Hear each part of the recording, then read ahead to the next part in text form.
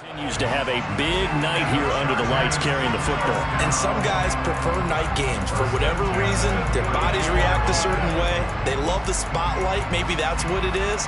The best seats in the house, the ones where he's carrying the football for his offensive teammates. The worst seats, the 11 guys trying to tackle him on defense. Well, this offense really looking polished these first couple of weeks. Here's 1st and 10. And some space here. Touchdown, LA! A great play there. His 3rd rushing touchdown on the year. And the Chargers are pouring it on.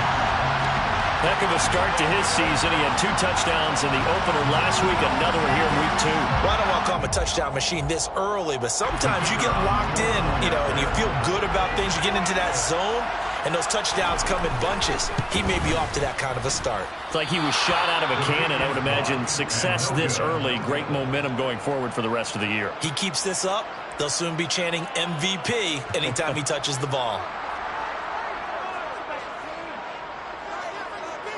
So with the missed PAT in his rearview mirror, he goes back out to kick this one off.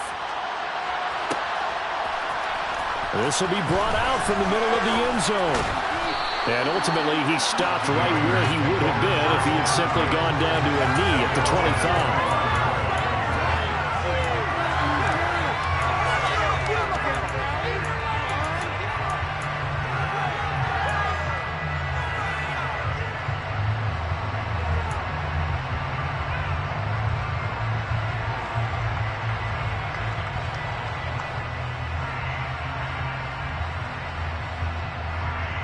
The Raider offense set to get this drive started.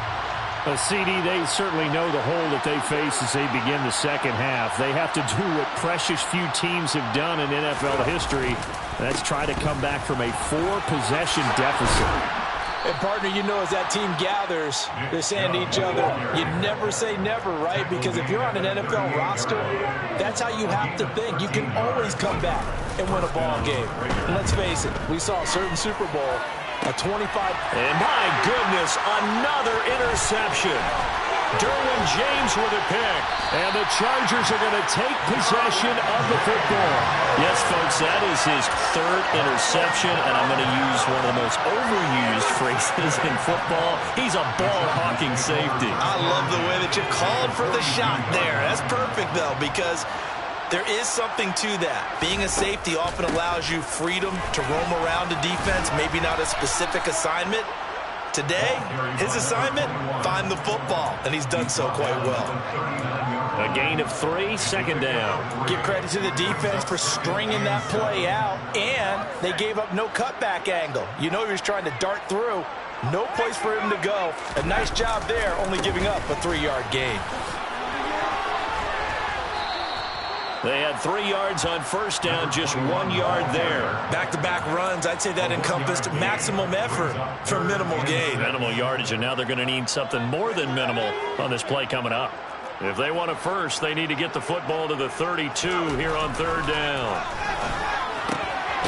Johnson's got it complete. And he is going to have the Chargers 1st down as they're able to get the 3rd down conversion.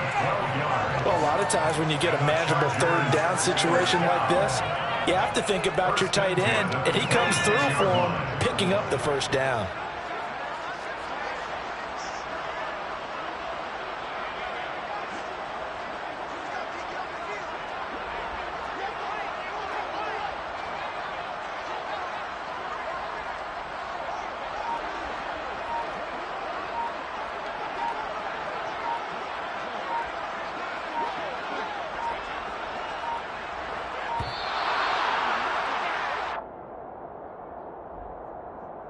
That flag accepted, and it backs the offense up a little bit. Now they need 15 yards on this series after the delay of game. 1st and 15. Following the penalty, they'll go back to the run game. He winds up getting only a couple there, down to the 29. So where'd all that running room that he had in the first half go? Because it looks like it's drying up a little bit here. Someone made some adjustments, it appears, at least on this drive.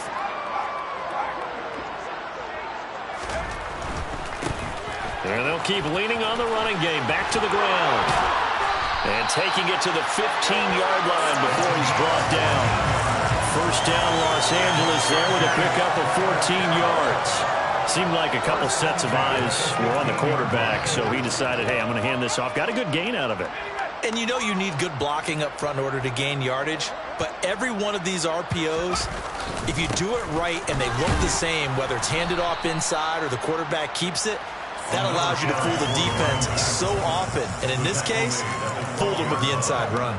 3 yards on the pickup there, and it'll be second down. Well, that's not a run that's going to make any of the highlight tapes, but they've been moving it well all game on the ground. This is another one that keeps them moving forward. 3 yards on that last carry. Here's 2nd and 7.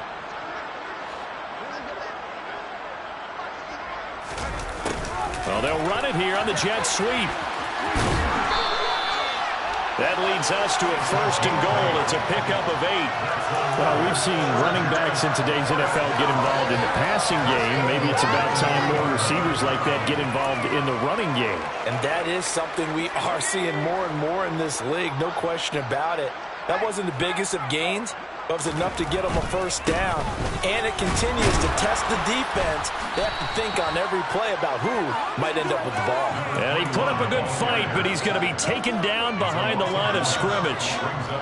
The short field shrinks even more with the type of bodies they brought in on that play. Those extra tight ends, they weren't able to secure their blocks, and that one ended up going backwards.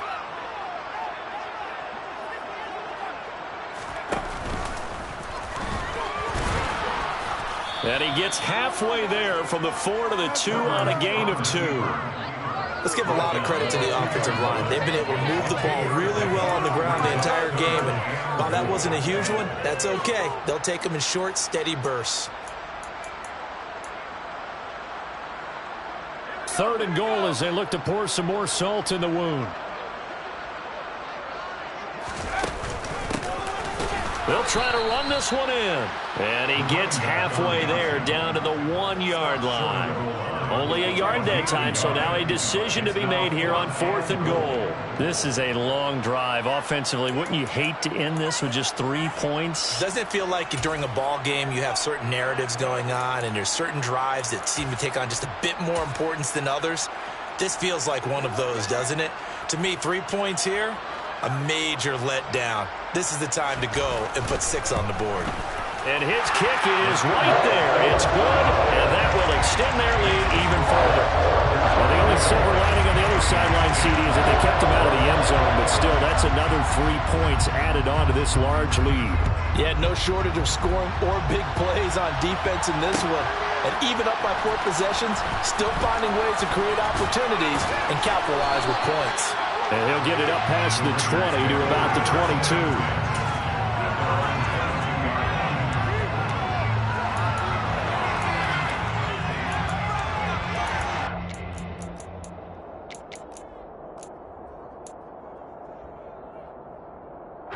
The Raider offense set to get this drive started.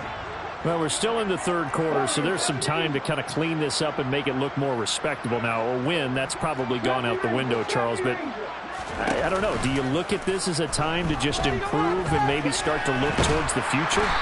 I think you have to find something to play for, something to grasp onto until the clock runs out. But, Brandon, we've been around this game a long time. This is an outlier. You don't get many blowouts like this no matter how the game looks on paper going in. This one has turned out to be everyone's worst nightmare realized. They'll drop to throw. Looking middle, and that's complete. It's a pickup of 12, and that'll set up a 3rd down. An extra defensive back on the field for the Chargers now on 3rd down.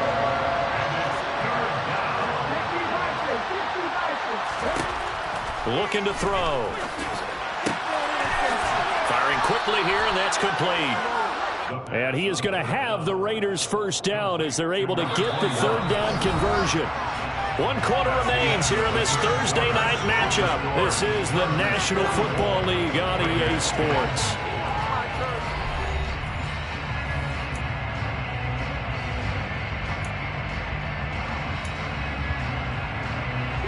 Work to do here to avoid falling to 1-1, but this is 1st and 10 right now. The play-action fake. They'll look to throw. He finds his man. Complete. It's Waters. And he slips up past the 45 before being tackled. 2 first downs have him up near midfield now on 1st and 10. This is Wilder. And nothing much materializing there on the first down run. He'll get a couple, and that's it. The last run good for 2. Here's 2nd and 8. From the midfield stripe, they'll look to throw. He's going to flip one out here to his running back. And he's brought to the ground with another first down at the Chargers' 40. A nice pick up there, 10 yards, and it'll move the sticks. They'll look to throw here on first down. And incomplete on the deep ball. They'll probably spend a little extra time dissecting the game film after this one. I think part of their plan was to hit them over the top of the deep ball. They've been unsuccessful all night. An incomplete pass on first down. That leads to a 2nd and 10. They'll set up to throw. Chargers able to get the pressure and bring him down. Taken down for the 5th time this game. Multiple defenders there to get him. The Raiders on 3rd down. 2 for 5 to this point. This is 3rd and 17. Back to throw. And pressure coming, and they got him once again. Multiple defenders get to him there, and that is the 6th time he's been sacked in this ball game. Guys with his talent in the pocket aren't supposed to be getting hit like this, and you know an intense conversation with the offensive line is going to occur after this one. Might not be from him, but the offensive line coach will have plenty to say about this game.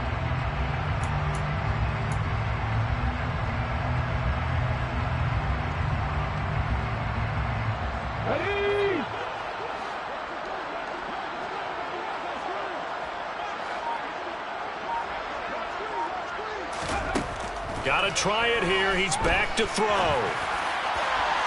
And it's incomplete. They cannot convert, and they turn it over. The Raiders try it on 4th down, but to no avail. And the Chargers will get the football back in excellent field position.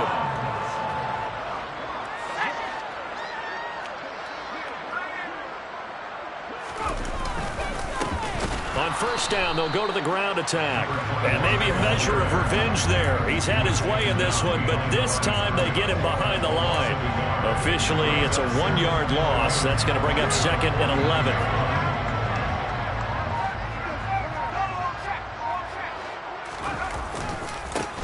And they'll give him another shot here on the ground. And for one of the first times tonight, he's going to be held up at the line of scrimmage.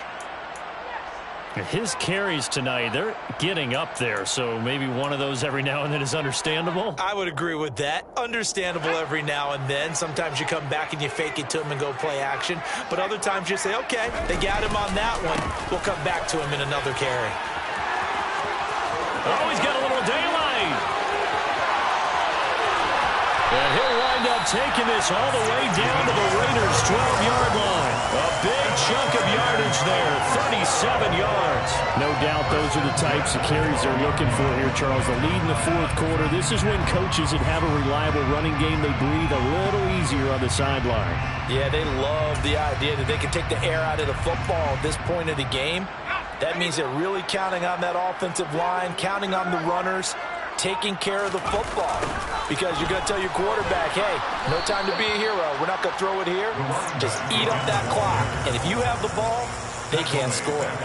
Yikes, a 4-yard loss really sets them back now for 2nd down. Finally, defensively, they have a little clip to show positive for actually stopping him running the football. It's been a really long night for them, hasn't it? So they got a little bit of a win there, but let's face it, the vision that he's had running the football has carried his feet to the open spaces and the big yardage all night long. And the stop will come inside the 5 at the 4. A good pickup there, 13 yards as they get closer for 3rd down. So from 2nd and long, now we go to 3rd and very manageable. Yeah, they love that phrase, don't they? Because as an offensive coordinator, you can keep people a little bit off balance and guessing because you don't have to throw it. You can come back with a strong run game if you want to. And if you're in 4-down territory, that really opens things up for you. He's going to be a yard short. Needed 2, but only got 1. 4th down. He handed it off there, but I don't really know if he would have kept it or tried to do anything else if it would have mattered. Yeah, it's not always a wrong read when a play gets stacked up. Sometimes they're just at the line of scrimmage with just too many bodies to maneuver. And as a result, now they're looking at a 4th down. Well, ultimately not really sure that they're going to need those 3 points, but they'll take the 3 and they pad that lead. Yeah, this one's already wrapped up, but you and I both know if you're an offensive coordinator, you never let up on the gas unless the head coach tells you to do so. And maybe you've actually clicked him off in your headset so you can keep calling plays and trying to add to this lead.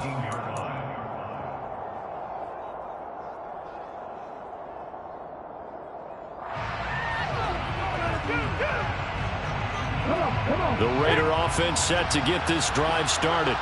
Where we stand right now in the 4th quarter, this one pretty much out of reach. And, Charles, I know they're going to be disappointed about several things with this ball game, but the self-inflicted wounds, they've had several turnovers. You'd have to think that's going to be something they're going to discuss heavily in the film session in the coming days. You're absolutely right about that, partner, because they're going to have to sit in that film room and watch every error that they made and figure out how to not do it in the future. And mentally, I think a lot of the guys are already starting to think about, okay, how do we put this behind us and get better for the next time out? This, they'll use as motivation for the rest of the time that they play to hopefully never be in this type of situation again. The 2nd down play, not much better than the first, just a gain of 1 there. But not much on that run, Charles. No, that's exactly the way to execute a run blitz there. They guessed correctly that they would move the ball on the ground, honed in on it, and stopped them. Mark that down for a win in the defense's column. On 3rd down, he'll drop to throw. And now here's another interception. And the Chargers are going to take possession of the football. Well, they've got the huge lead. Now they have another interception on the defensive side. Seems like everything they touch in this one, Charles, turns to gold. And they have to be awfully happy right there to get what appears to be 1 more for the road. It helps seal away one of their best efforts of the season.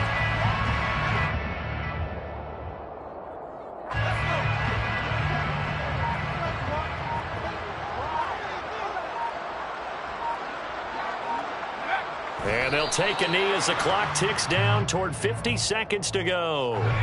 We'll see what they have drawn up here. A little bit behind the line. 12 yards needed to gain a 1st down. And they take a knee.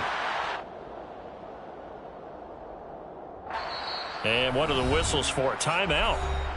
So they'll stop the clock here in a game that's been decided in the closing seconds.